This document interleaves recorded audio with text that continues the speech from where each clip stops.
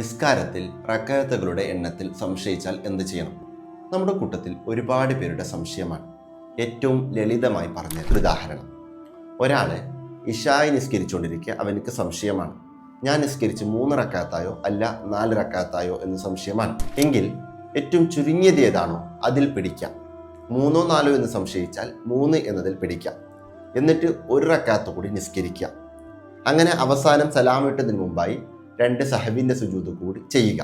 ഇങ്ങനെയാണ് അവൻ ചെയ്യേണ്ടത്. ഇനി ഉണരുന്നതിന് മുമ്പ് തന്നെ സംശയം മാറി, അടുത്ത റക്അത്തിലേക്ക് ഉണരുന്നതിന് മുമ്പ് തന്നെ അവന്റെ സംശയം മാറി, ഞാൻ നിസ്കരിച്ച് 3 ആയിട്ടുള്ളൂ 4 ആയിട്ടില്ല എന്ന് അവനക്ക് ഉറപ്പായി. അങ്ങനെ സംശയം മാറിയാൽ അവൻ സഹവിന്റെ സുജൂദ് ചെയ്യേണ്ടതില്ല. ഇനി ഉണർന്നതിന് ശേഷമാണ് അവന്റെ സംശയം മാറുന്നെങ്കിലും അവനക്ക് സഹവിന്റെ സുജൂദ് ചെയ്യൽ സുന്നത്ത് തന്നെയാണ്.